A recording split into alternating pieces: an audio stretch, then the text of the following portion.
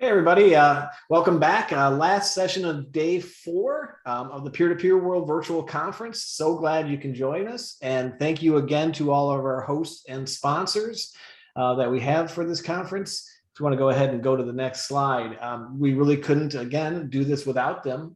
So definitely appreciate all the sponsors involved, including Classy, who's bringing us this great panel discussion today. I'm looking forward to this. I think it's a great day and great way to wrap up the day with this conversation. So looking forward to that.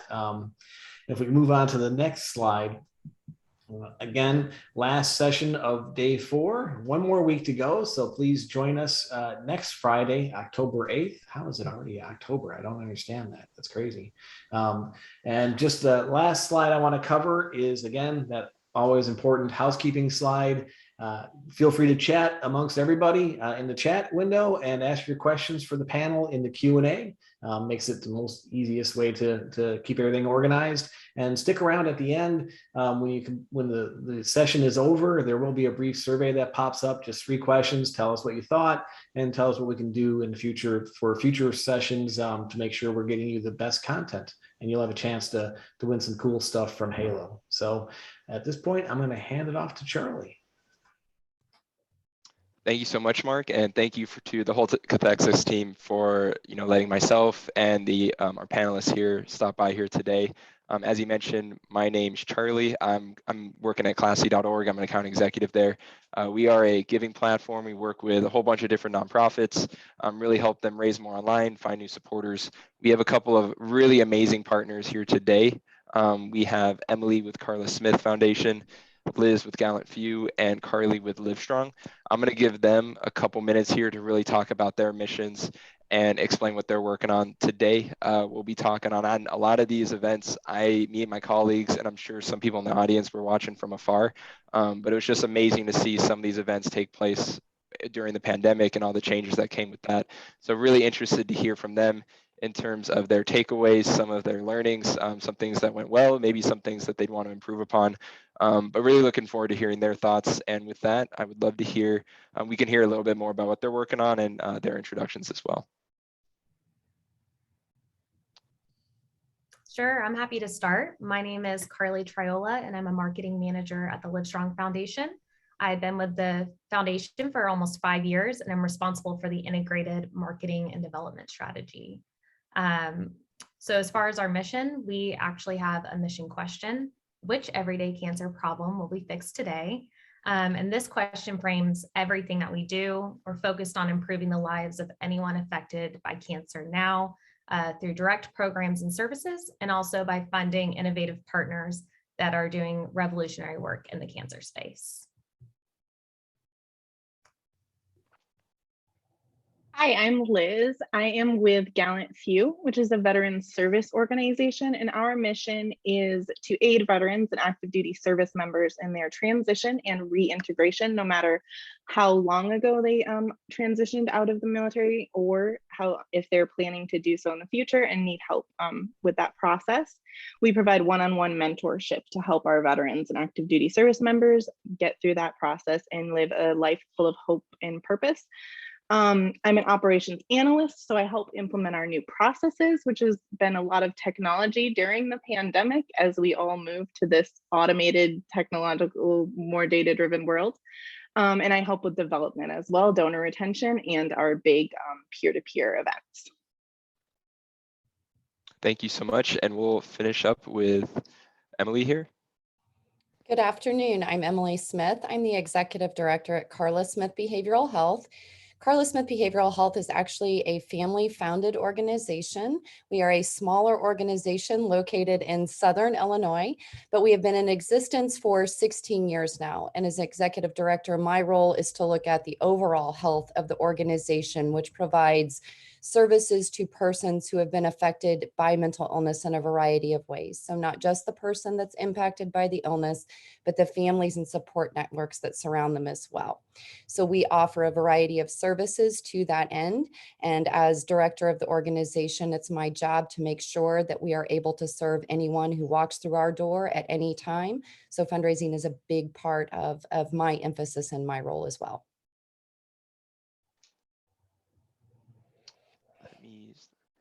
Thank you all so much for sharing those. I think it's going to be exciting too, because we have so many different missions, so many different roles represented here as well. To really kick things off, the first question that I wanted to pose for our group here, and we'll make sure to go around the horn and hear everyone's input. But over these past 18 months, it might even be longer than that at this point.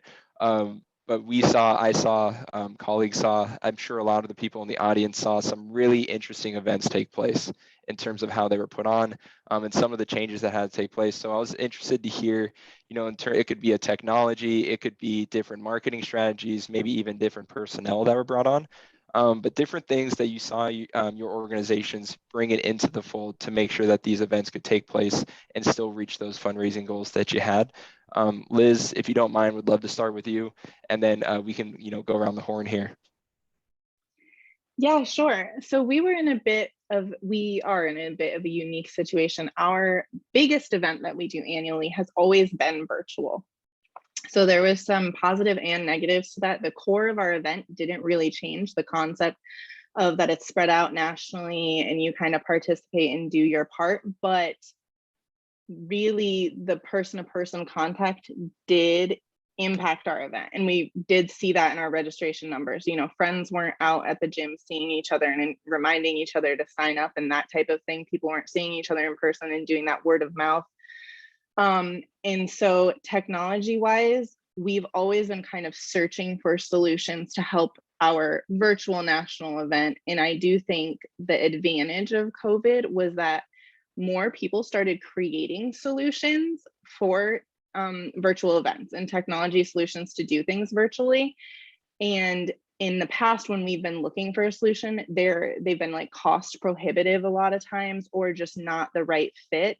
So one advantage was we did find that there were more options to choose from, which I do think was kind of handy if you were already looking for it. And then I think people really stepped up during COVID and saw the virtual events starting to take flight, and we had more of a pick from a lot more solutions than we would have in the past. And I feel like it caught up to COVID pretty quickly, because 18 months isn't that long to have multiple different technology platforms created and running and successful already. So where we kind of use that is for mileage logging and implementing Classy. Those both happened post-COVID and have really taken us to the next level for these virtual events.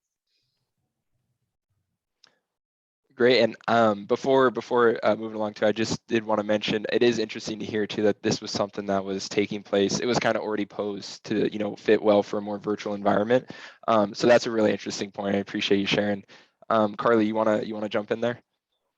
Sure. So in contrast, all of our events were mostly in person. We did have, just as far as peer-to-peer go, we do it throughout the year. So we have our annual fundraising campaigns, our DIY fundraisers, but our athletic events are a huge source of our revenue. So we do partner with various charity organizations to do endurance events, but kind of the heart of our event season is the Live Strong Challenge, which happens each October. It's coming up the 11th through the 17th this year. And until 2020, the challenge had always been in person. It's a cycling event and a fun run in downtown Austin. We kind of look at it like our homecoming. A lot of constituents fly in for it. And its purpose is really to honor and celebrate the cancer survivors in all of our lives. So survivors, when they cross the finish line, get a yellow rose, and then they join everyone in a big finishers village with food, music, beer. And so last year, when we went virtual for the first time, it was a big change, but on a positive note, it allowed us to scale significantly. So, and again, due to the local impact of COVID most recently, we did make the difficult decision to go ahead and make it 100% virtual this year, again, knowing what we now know from doing it once. So a couple of things that we think, technology-wise, that worked really well for us, outside of our tried and true techniques like our Classy, custom Classy landing page, our Facebook fundraising, automated email journeys, matching gifts, that kind of thing. We also leveraged our existing partnership with Strava to create a challenge, a Live Strong challenge on Strava. And we opened it up to all activity types. So it was time-based instead of cycling-based, which was really inclusive participants could track activity, earn incentives, communicate with teammates, but they also could earn a coveted Live Strong Challenge badge, which resulted in a lot of interest. We had 93,000 Strava participants compared to our normal 2,000 in-person participants. So this helped us acquire thousands of new emails, and we were able to turn a lot of those into active fundraisers this year. So that was one major tool that was successful for us. We also tried Zwift, which is like a virtual reality video game-like experience where you could hook up your at-home stationary bike.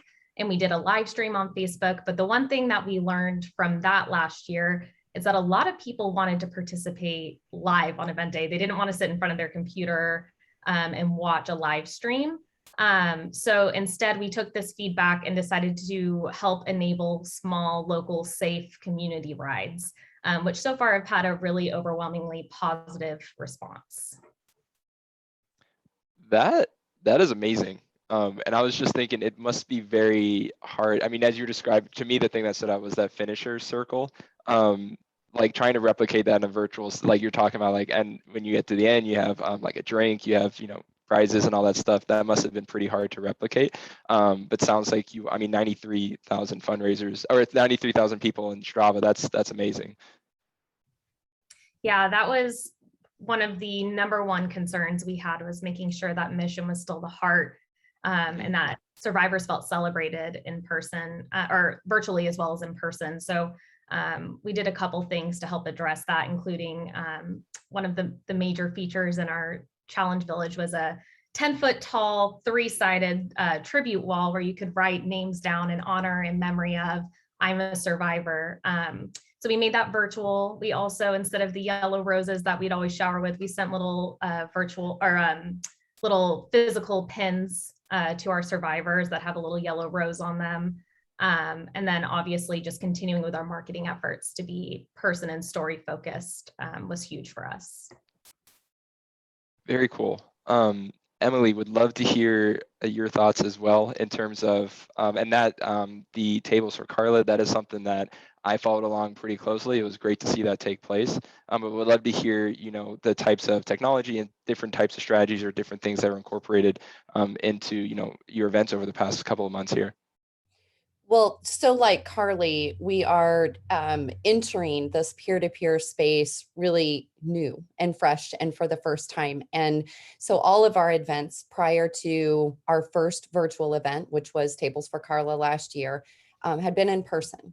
And we have sort of this unique situation where our mission is not a mission that everyone just readily embraces. It's a pretty stigmatized mission still. So working with those who face mental health conditions is not something that people widely and broadly just rally around.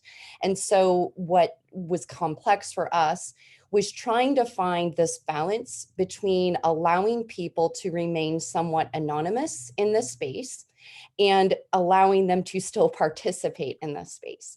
And so when we developed this, because when people decide to come to our gala, which is our annual event, or our Taste of O'Fallon event, which is our other, live and in-person event, they're choosing to come and they're comfortable being in that space. So in this, they're disclosing, my name's out there. Do I want my name out there? Do I want people to see that I've given to this organization? Do I want that to look and feel? So what we had to focus and hone in on was, who are our champions that are willing to say, hey, yes, it's me. I'm raising my hand. I'm part of this organization, and to rely very specifically on helping coach those individuals through creating teams where people could give without necessarily shouting out their voices. And so the tables for Karla, the way we viewed the tables was really, these are our captains. These are our champions. These are the board members, the long-term members of our organization who have always been able to work on our behalf. So we leaned into that quite heavily in order to make this campaign successful. Frankly, the interesting thing about it when it was all said and done is 80% of those who gave through this campaign were people that had never appeared on our list before. So we recruited an entirely new funding pool through this opportunity, which is extraordinary. It's been a fantastic win for us from a fundraising perspective. And that's amazing to hear too, especially that you were able to find so many new people that might not have been, on your radar before. Mhm. Do you mind sharing what was that something you were proactively, you think, making efforts to find new people, or was that coming from your champions or maybe some other place? I think that it was a combination of things. I think that it was how it was being shared. We relied a lot on personal email, personal outreach, phone calls. We still did a lot of that networking because I don't think there's any peer-to-peer platform or tool out there that replaces human contact. And so we still really emphasize this. This did not replace that. We are a very human, touchy organization. And it was very important to me that we didn't lose that in this. So we were calling, networking, talking with people, doing small things to try to reach out, providing various things to those who actually hosted a small dinner for people and did different things. We were sending flowers, delivering flowers, showing up at those events, congratulating them on their success, doing things to make it feel real and personal, because I need those people to come back and do it again, because our event this year is virtual too.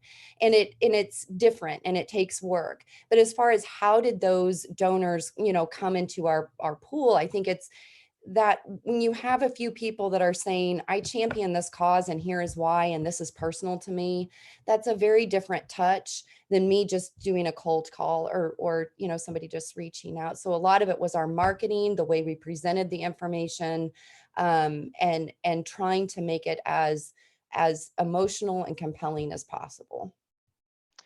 I would venture to say too, and everyone else feel free to jump in. I mean, I'm just thinking back to in the middle of the pandemic, something like receiving a phone call or receiving a more personal touch like that. That probably goes a really long way. And I think you can tell when the organizations that do make that extra step, that might be a good touch point or a good way to really, make sure that your donors feel connected. Mm-hmm. Absolutely.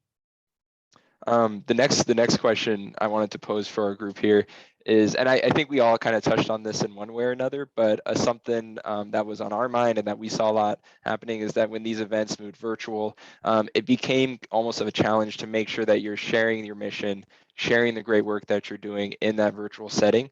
Would love to hear if there were some things that you did to overcome that. As we all heard in the beginning, you are all working on some truly just amazing things, and sharing that in a more virtual setting can be difficult. Would love to hear if there were some ways that you went about to, really make sure that your mission was at the forefront. I'd rather not call on people if someone wants to jump in or not. Yeah.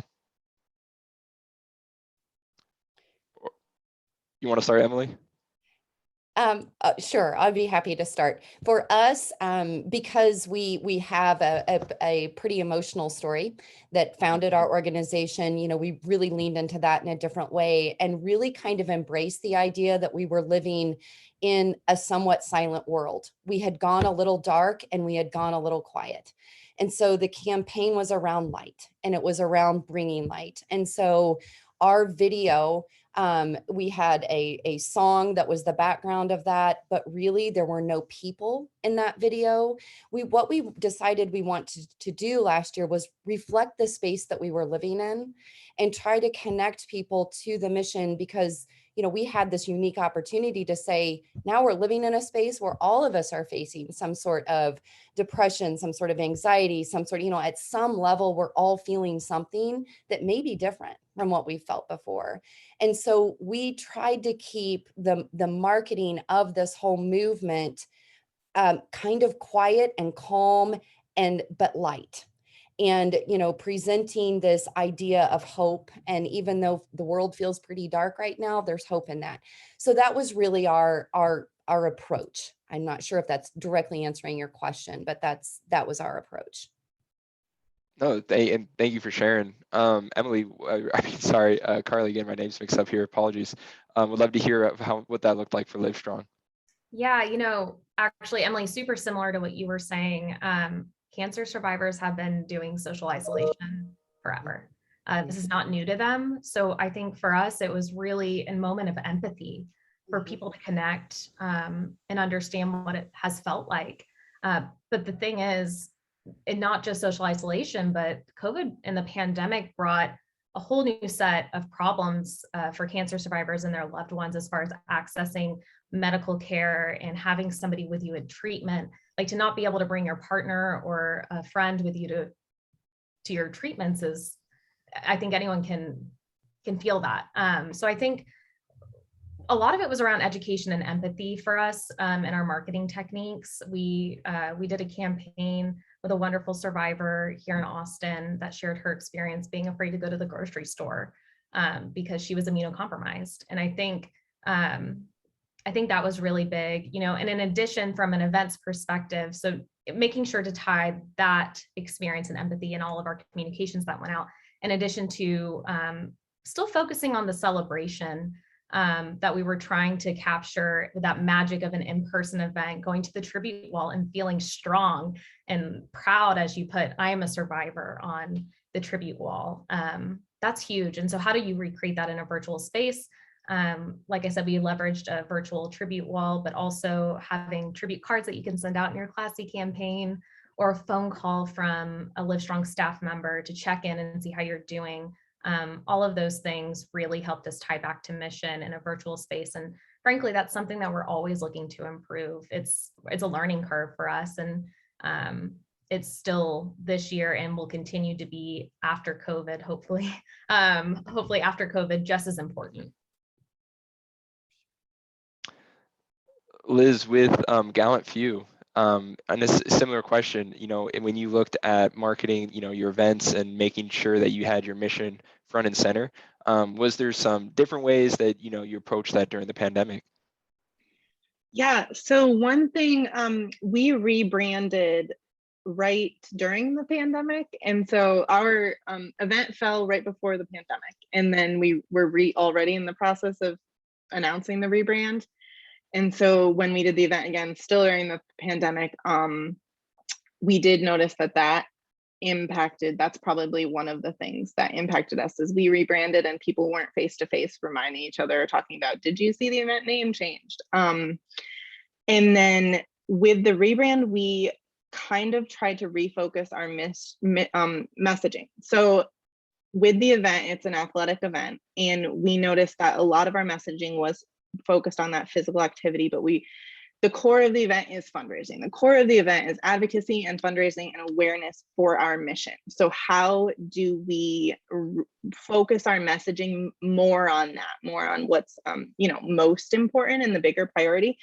So we started to focus our messaging more towards fundraising. And what I thought was a really neat result of that is it actually helped us focus on the mission. Because when you're talking to someone about giving money to a cause, you're talking to them about why they should give money to a cause. So shifting our mindset to go from the event, the physical, you know, physical fitness camaraderie, and focus on the fundraising and the why helped us keep mission at the center without really being as conscious about it. Like when we shifted the messaging, it was like, okay, we have to talk about mission to focus on fundraising. And I thought that was a really neat and beneficial result of changing our mindset and how we were able to do it. And we were successful, luckily, because we had about 1/3 less participants than we usually do. Even in an event that's always been virtual, the pandemic definitely impacted our registration because there weren't in-person kickoff events and people weren't getting their friends together to log miles.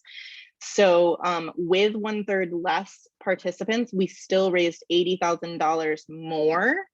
So number one, very glad we did that because it, you know, helps us keep the lights on and keep achieving our mission. But second, it shows that our shift to focus on fundraising and keeping the mission at the forefront really had a huge impact. So that was pretty exciting to be able to achieve. And that's one, great to hear that even with the less amount of people showing up, which during a pandemic, I think we can all relate to, you know, that happening. Great to hear that you're still able to, you know, fundraise more.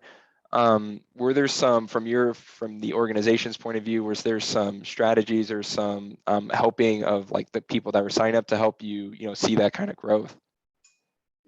Yeah, so we focused similar to what Emily said. We focused on our team captains, like, you know, our leaders, our team captains, those people that have been our bread and butter in the past. And really, we grew our staff a bit. We're a pretty small organization, and we grew our staff. I've been with the organization 2 years, and we've added a few more people in the past 2 years. That was our focus, is nurturing and retention, which we hadn't focused on in the past. So that was definitely an advantage. And then also similar to what Emily said, is taking your leaders and captains and kind of empowering them with the messaging, like saying, you know, share your why. We started focusing on that, sharing videos of people's whys, you know, Gold Star moms sharing that they're doing this in honor of their child. And then also taking input from our team captains. So we meet with our, you know, team captains, top leaders, and ask them for feedback. And one of their things was help empower your team leaders and participants. Give them a templated email that they send to their friends, or a Facebook post that's like a little more customized than the generic one when they hit share, that says, you know, send this to your friends, post this on Facebook, give them the language to do their sales pitch to get donors to come to their page. And our team leader, one of our big team leaders, was encouraging us to do that. And so we're kind of building a toolkit for team leaders in that way. Like, here's how to email your friends and say, donate to my page, and paste your link into that email and all of that stuff. So really just listening and empowering our team leaders is huge. That's a great point. And it is amazing to hear that you were able to have that amount of communication with the people that are going to be the closest to the organization. On that, you know, train of thought too, Emily, I was interested if you heard similar things from your team leaders or captains, or you know, similar types of people who were your most avid supporters, or if there was other types of feedback you heard from them. We did receive a lot of feedback from those team supporters. And what we were doing is, since this was our first attempt at this, we were working very aggressively with them throughout the entire campaign. So I wasn't willing to wait to the end to hear what we were doing wrong. I wanted to know right up front, what isn't working, what isn't feeling right. We need to correct it now. So we were making lots of pivots and changes with the way we were wording things, with what we were providing to people, with the way that we were pushing information out. I would say for the first 2 weeks of the campaign, we were making daily shifts. We were adding materials, we were deleting materials, we were making constant adjustments, even minor tweaks in wording. But I had reached out to a lot of these people who I knew initially were going to step up in a big way, and provided them with a marketing toolkit before we ever launched. So they had a lot of material to work with before it ever started. And then we started videoing some of those people so that we had marketing tools to use in general for our Facebook campaign side of it, and for, you know, their personal campaigning side of it, again, before the campaign launched. And then we were launching those on a weekly basis to keep and peak engagement. Gotcha. And that is, I just, whenever I hear making constant changes, just again, think back to a couple months ago when that was like, I think everyone was just like every day had like brand new challenges coming up. So it is great to hear that you were able to make those and keep that constant contact with them. Carly, for Livestrong, would love to hear about your thoughts on, you know, communicating with your supporters, the people that you would put as, you know, those top team captains and things like that. Yeah, I mean, I think that's just a best practice. We did do a lot of good old-fashioned personal outreach. That we relied really heavily on our incredible events development team, but also our volunteers, the ones that would have shown up in person that still really cared about the event. They wanted to get involved, even if they weren't on event passing out yellow roses. They still care about our mission. So how could we still take advantage of the help that they wanted to provide? So they were reaching out to volunteers. We provided team captains as well with little toolkits. One of the things though that we saw was most helpful, especially as we had new tools. I mean, we've had a Strava presence for a while, but the Strava challenge was new. So how do we get them to tell their team members about it and help drive adoption and download the app and find us in there? So from that perspective, I think that was huge. Also, In addition to that, I said good old-fashioned techniques. Matching gifts were huge for us throughout this. We're so grateful to our sponsors, both last year and this year, that allowed us to offer really cool incentives and matching gift opportunities for people to double their impact for their mission, which I think if you're able to communicate that from the marketing side in the right way, and you can say that, hey, $25 doesn't mean just $25, it means 50, and that means 2 guidebooks to help you through a cancer diagnosis. So I'm actually really excited to share the timing of this is perfect. We maxed out a $50,000 matching gift from our sponsors this morning. And a week. Wow, congrats. So I'm really excited about, thank you. That's awesome. All thanks to our amazing sponsors and our amazing donors and our amazing team captains that push that message out on our behalf. When there's something big like technology adoption or a matching gift, you have to find your people, and then their network is so powerful because they know how much they care about the mission too. So that was huge. Yeah, congratulations. That's awesome.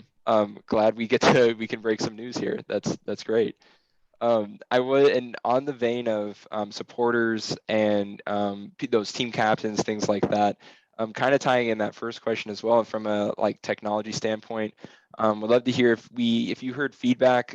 We've mentioned a couple different tools here. If it was just difficult, or if you found feedback, if it was kind of, there was technical problems in terms of having these people sign up for events or participate in them.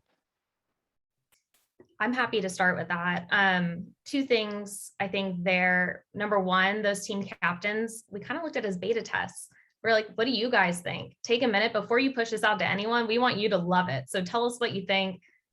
We would send out surveys, but also a lot of personal outreach to see where the holes were. And similar to what Emily and Charlie, what you were saying, we were making edits at the very last minute for both years. In fact, as we went out. And another thing that we did that we found to be really successful at the end of the event season last year, we did a holiday happy hour, a virtual holiday happy hour, which was new, where we kind of called it a Live Strong Events State of the Union. And to the extent that anybody can predict the future these days, and no one really can, we were sharing what we think worked well, and asked them what they thought worked well, and just generally what we thought was coming for the next year and what we were going to keep from a virtual perspective. And that was an opportunity for us to face, hey, we're humans and we're also trying to figure this crazy time out, but we need your help. And so that was a really cool opportunity that we hadn't done before, and that we'll definitely keep.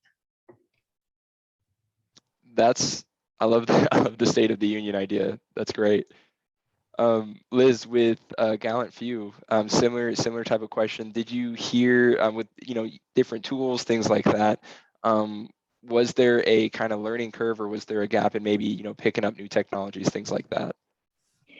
Definitely. So we implemented Classy for last year, which I really do attribute to our ability to increase that fundraising that I mentioned with the less registrants, particularly because I did notice also we got less checks in the mail, and the checks are usually a result of people gathering and people pulling out their checkbooks and handing them to the person, and the person mails them all to us. So we definitely had less of the money coming in from that in-person interaction, and attribute the ease of Classy online and fundraising to our enhanced fundraising virtually as well. There were some learning curves with the system. I mean, it's a nice user-friendly system, but any change impacts people. But our biggest issue was the mileage logging. So combining that with Classy and our mileage logging system was just a little bit clunky, and like I mentioned before, we had looked at other options, Strava, similar systems in the past, and they just were cost prohibitive or just weren't the right fit, only on an app. But our demographic has a lot of older people that might not use apps. We need to do desktop and app, that type of thing. So with COVID and all these virtual events, a lot more options for technology and these systems are popping up. And the one we're actually going with for this year that we're super excited about, and we've been beta testing, is SODISP, and it's actually social distancing. That's the whole name of the platform. It was created for social distancing events, and so it's really the perfect fit for what we need. We're integrating it with Classy and everyone's super excited about the ease of use and it being much less clunky than last year and not having to log in with 2 systems. So we definitely learned from that last year and have, because of more virtual events being popular, have found finally something that's like a really great fit. I think that touches on what was brought up earlier was during these 18, there's just so many different tools coming out. And I remember every single day, pretty much, we would see there'd be a new tool, new platform popping up. So that was, for me, I've never heard of SOTUS, but that sounds really cool. What is that going to allow you to do, like in terms of for next year's event? So the biggest thing that everyone is very excited about is once they connect their account, right on the bottom of their fundraising page, they will be able to quick enter their miles. They don't have to go to another page. They don't have to log in. They're going to use a code that's going to be their name and their email. So easy to remember, and then enter their miles right there. So they're not having to remember 2 different systems. And then we're hoping to have some enhanced features where their mileage total and things would be featured right on their fundraising page. And then also SOTUS integrates with all of the, well, not all, but most of the wearable apps and other, Map My Run, Strava, Garmin, Fitbit, Suunto. So we now have an option for users that have been saying for years to us, I wear a Garmin and I have to like go on the computer and like type in my miles, and we're like, yeah, sorry, like we don't have another feasible option. So we finally have an option for all of these. We have some really huge cyclists that go miles and miles every day, including our director, so that they can just use their wearable and it will automatically log the miles for them, is also huge and exciting to offer those people. Very interesting. Yeah, I just think too, I know I haven't used Garmin, but I know with like Apple Watches and things like that, you can like have competitions, you can have all that information, right? You're kind of on your wrist there. Emily, I was gonna ask, seeing that your event was a little different in terms of, might not have the physical apps, things like that involved. But this was also kind of the first foray into a virtual setting. It sounds like you had great communication going on with your supporters, those team captains. What was some of the feedback you were hearing from them? Was it kind of in line of what you were expecting that transition to look like from their point of view? It wasn't at all what I expected that transition to look like, to be completely honest. Because like I said, what happened is, though we gained this huge new population of donors prior to this event, with the exception of our auction, which is our big annual gala, which is our major revenue stream. That's, we do quite well with the gala, but 78% of our revenue comes in via checks. Right? So we had people for 16 years have been writing checks and sending checks to Karla Smith Behavioral Health. The only change in that would be at the gala, when we would swipe their credit card and we would have because obviously we use online bidding and so forth for that.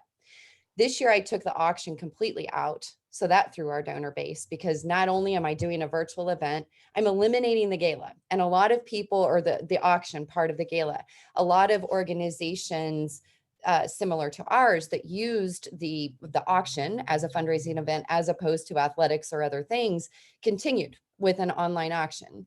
And I just made the decision last year that I felt very strongly that nobody wanted to buy a lot of stuff. It was a different kind of year, and I didn't have the manpower to send a bunch of people out, right? Because people couldn't leave to go find these things, to do these things. It was just a different year. So I eliminated it. And I thought for sure I had no idea what was going to happen, but we thought we're going to give it a try. And as it turned out, we raised, like I said, more money than we raised at our annual gala. People didn't care about the stuff. But the thing is that all of those people that traditionally gave through the gala, through the auction, didn't. And so we raised more, but we lost a percentage of our pool. So those people who had traditionally given, because they didn't get, and this was a big learning for us, because they didn't get the actual letter in the mail, the piece of paper that said, hey, we're fundraising again, because we don't go to our well often. We go twice a year and that's it. We don't send constant campaigns. We don't do fundraising all the time. I'm very rigid about that. Well, they didn't get that letter. They didn't get that piece of communication. So that was a huge learning. You know, we relied on email, relied on Facebook. We went totally electronic. And what I realized is that technology is a great addition, but it's not a substitute. And we had to continue with all of those other things that had helped us connect in the past. If that makes sense. Yeah, and I appreciate you sharing. Looking forward, just curious, would you anticipate going back to, let's say full in-person events can happen, would you anticipate going back to fully what it looked like before, or maybe a little more of a hybrid mix? I think it would be a hybrid. I don't think I will ever do in-person events quite the way I had done them before. We've had a lot of conversation about this. And I think it's a really good question. I think my barometer for that is going to be this year. You know, it was one thing to get all excited about it last year and to see what would happen, and it was new, and will people have the same gusto with giving virtually this year that they had last year? We're getting ready to launch our next campaign here in the month of October. And I will tell you, I'm losing a lot of sleep over it. I'm very concerned, you know, that people are so worn out with the email, with the Zooms, with all of these things. Am I going to be able to get their attention right this way? So obviously those other mechanisms are really important to me this year, that communication through, we're doing not just one mailing, but a few pieces of mailing this year, which I've never done in the past. We would do one major letter, but I need to try to make sure that this works and is successful. And I just am not certain where it's going to lead, but I know what my bottom line needs to be at the end of the day. So we're going to, you know, put some stop gaps into place to make sure that we at least hit our entire base. Very interesting. And on the auction piece too, that is something I think me and my colleagues notice a lot of. It's just like they either looked extremely different because they're not going to be held in person, but there were some organizations that it was very, very hard to do that and without having the in-person component. Because I'm sure, and this might have been for some of your supporters, that piece of being in there, you know, at the real life event in person and bidding on those items, like that's a big piece of what they're looking for. It was a big piece, but for us, that big piece was really our fund-a-need, which we called our Rose Auction. So it was kind of similar to the wall, or similar. It was that moment where somebody could give a certain amount, receive a rose from my team, one of our family members, whatever. It was that emotional pull with it, you know, and that would be well over six figures by the time that Rose Auction was done on an annual basis. And so you're looking at, okay, you know, how do I replicate that? And I can't replicate that in-person feeling of that hug and that rose going to that person who just gave us $25,000, right? I can't do it. But what can I do instead? And that's where it was about trying to create a sense of community amongst pods of people instead of trying to have that big community at the event. And I didn't feel like that was tied to the auction itself. It was more tied to how we could teach them or how we could show them community in a different way. Gotcha. I appreciate you sharing. Those are really good points. And I think that gives us all really just a deep look at what was going on as you were planning that out and looking to make that happen.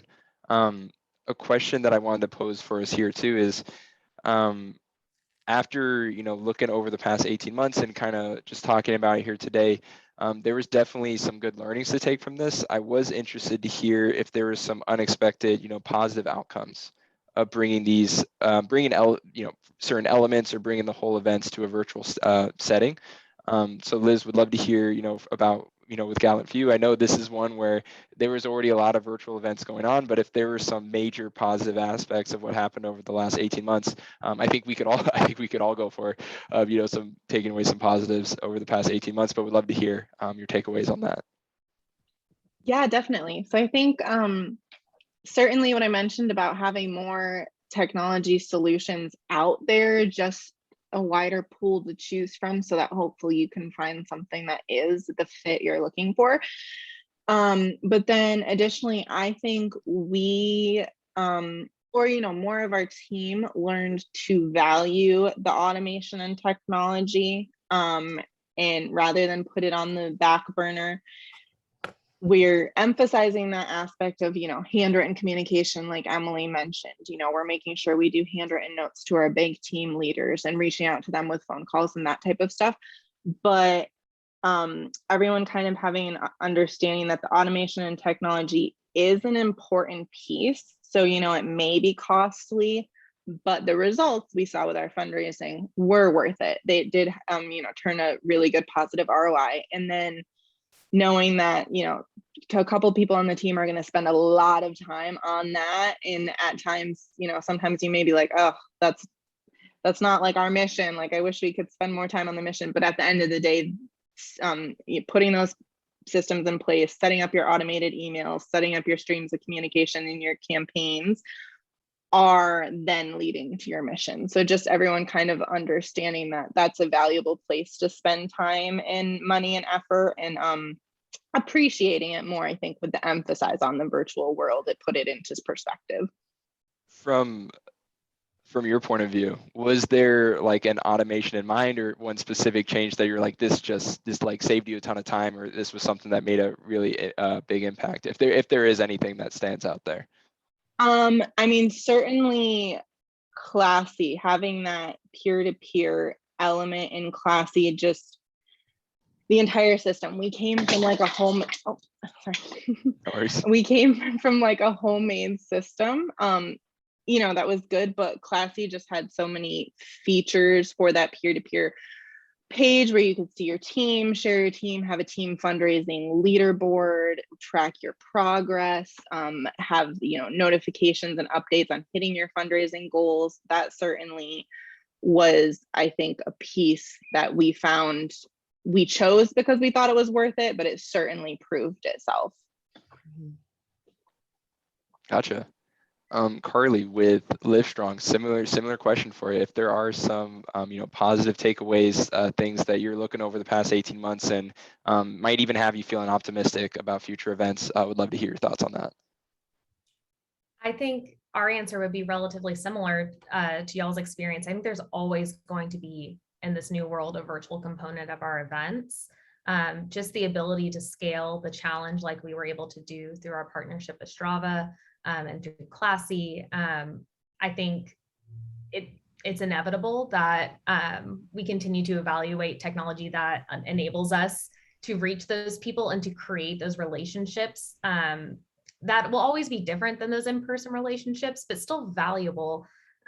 So we're going to continue to look at to tools that let us do that. But we are coming up on our 25th anniversary, and we sincerely hope to celebrate that in person in Austin next October. So definitely follow us on social media and sign up for our emails to get updates on that event. But I think that's going to be the ultimate test of our integration between the virtual and in-person world, because it is such a big deal for the foundation and for the people that we serve. This is a huge opportunity for us to not only look back at the legacy, but what we're excited to accomplish in the next 25 years. So they have our virtual strategy and our in-person peer-to-peer strategy have to align. And this year and last year forced us to kind of look in the mirror. And I think we had a lot of really great things already going, but none of them were really speaking to each other yet. I think finally we're building connections between the two to create a more seamless experience for people that not only participate in one or the other, but maybe they participate in both. And what does that look like? We do have several people that not only would have come down for the in-person event for Challenge in Austin on the 17th, they were doing the Strava challenge leading up to it. So how do we engage those people, and how is that different than the people that just do one or the other? And I think the only way for us to really truly be able to do that at scale is going to be through these partnerships. On that point, the 25th anniversary celebration in Austin, that sounds like a great time, and hopefully fingers crossed that is something that can take place fully in person. Bringing up Strava again, and I apologize if this is something we touched on maybe briefly or not. I think you mentioned 93,000 active people in that. Can you speak to what you saw as the main drivers for getting people to sign up there? Yeah, there were several. I mean, I think in addition to initially beta testing with our team captains and getting their feedback when we were launching on their experience and what their pain points were, we held a lot of Q&As and opportunities for folks when we were just learning, similar to the happy hour that I was talking about at the end where we got feedback. We did those throughout.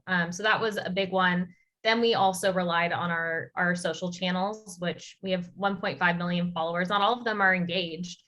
So then that's a whole nother strategy that we're looking at and continuing to improve upon this year is how do we keep those people engaged and get them to sign up for challenges like the Strava challenge, but promotion that way, promotion with the people that we already have, and relying on our sponsors to share it with their networks. I think all of those things, but you have to remember a lot of our audience lives in Strava already. A lot of the people that we would have wanted to target, maybe they're not in our house file yet. Maybe we're not talking to them on social media. They love Strava. They're riding their bikes, they're running every day and they're tracking it there. So we met them where they were. I think the biggest thing is evaluating our audience and figuring out where do they live right now, and capitalizing on that because we had a Strava club. This was what they wanted from us and we listened. And so that I think moving forward, that's the strategy that we need to continue to implement, because nobody wants a random technology forced upon them. I think if you can find out where people are already, then we're going to have a better chance at driving adoption, and have more success in the future. Absolutely. That's a really, and the random technology force. I just think back to like when everyone suddenly had to start downloading Zoom, and even getting to the point that you can comfortably get on a Zoom call like that takes some time to just learn that as well. So I had almost like a bad flashback to that. I know. I don't know if you guys had those family happy hours at the beginning of the pandemic where it was like, everyone, we're going to play this game. That's what it kind of reminds me of. But that is such a good example. Yeah, if you can get your family on a family Zoom call, getting people on Strava, that might even seem like a cakewalk there. Emily, similar question. Looking back over the past 18 months and looking forward, I know you mentioned having thoughts about what those future events would look like. Would love to hear some things that are positive takeaways, some things that you're optimistic about your future events. Well, I mean, I echo a lot of the things that Carly and Liz have already said. I mean, they're relevant points, so I'm not going to repeat it. And I agree with and am concerned about and looking at a lot of those things.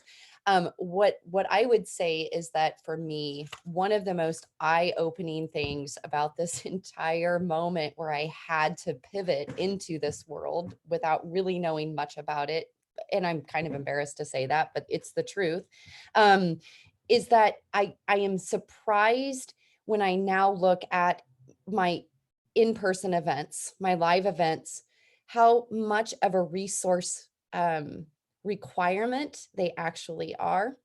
And when I think about the differences between the virtual event and the live and in-person events, for me, with a small, lean organization, the ability to concentrate my efforts on fundraising and not worry about what is the centerpiece on the table, who's doing this, are we setting up that, who's got sound and stage, managing 100 volunteers.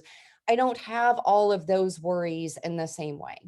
And so it made the fundraising emphasis clean, I guess is the easiest way to say it. And the impact then was more immediate. And so instead of spending a year planning for an in-person event, I was able to spend a few months honing a virtual event, much less expense required for that event. And so my bottom line is better at the end. My donors are happy in the end. And so when I'm looking at my future of the organization, I'm saying, what is, like we talked about a moment ago, what does that hybrid look like? How can I create something that meets what, kind of both of my audiences now? How do I blend them? How do I merge them? Kind of like Carly was speaking to, how do I get all of the tools now that are available to us blended? And so that's the next challenge I think that we face. I appreciate you bringing that's a really good point about the some of those resources that ended up not being a part of the equation. That's something I definitely heard a lot of. And it was just interesting to see that when those events went virtual, you just end up not, having to worry about certain things. So I really appreciate you bringing that up. We are at about 5 minutes left here. I did want to save time for questions. And let me do this. Mark, I've been taking a look at the chat. It's looking pretty clean on my end. Are you seeing anything? Yeah, no, all good. Great conversation. I love that. Yeah, a lot of good stuff there. And I think you've answered a couple of questions along the way. But yeah, before we wrap, while we say goodbye, feel free to type any additional questions in the Q&A area. Obviously, you can always follow up with Charlie. I'm also happy to pass along any questions that might come up. But yeah, thanks so much to this panel. Thanks for everybody attending today. This has been great. And since this is our last session for the day, I think everybody should have a great weekend, right? Thank you for having us. Yeah, any final thoughts? I'll just jump in and say thank you so much, Mark. Thanks to Cathexis partners. There is the next week's schedule up here as well. There's another full week of amazing events. Thank you to all you, everyone listening, everyone watching, and of course, all Carly, Liz, Emily, thank you all so much. It was amazing to watch the work that you did over the past couple of months and hear more context about how those events took place. And it looks like there is some questions did come in. Oh, okay. So we did have a couple questions. Yeah, we did have a couple questions. There was one about and I guess we could just talk through this verbally, but someone was wondering if there was sample wording that you used for those in-person events during COVID, or those events that took place during COVID. I'm assuming if there were some changes to the actual wording around those events. That might even be used on like that event page. Do you mean in the event description or the event waiver? That might be one we follow up. I'll get some more context on that one and follow up on. It sounds like maybe for the waiver. Yeah. Yeah, if anybody has any samples, we can definitely also put it in the LinkedIn group chat as a follow-up. So maybe that's probably the best way to get some examples out there, because once we start getting into legalese, that's pretty so heavy stuff. It seems the best way to address. We can address that in the LinkedIn chat there. Yeah, definitely. Very cool.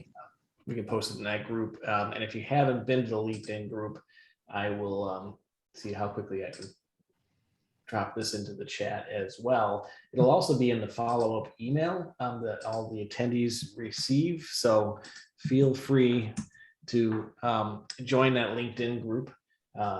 You have to, I think, request to join. I'm not sure if there's a way to automatically allow people in, but it does ask for requests, and I get to those pretty quickly, and we'll have the conversation continue there. Happy to answer any other questions. But I'll back that up. Just say I requested like yesterday afternoon, and Mark got back in like 5 minutes. So he is very he was right on that, and there's some great stuff in there too. Yeah. Good stuff. All right. Thanks again, everybody, and have a great weekend. Thanks, guys. Thank you. Thank you all so much.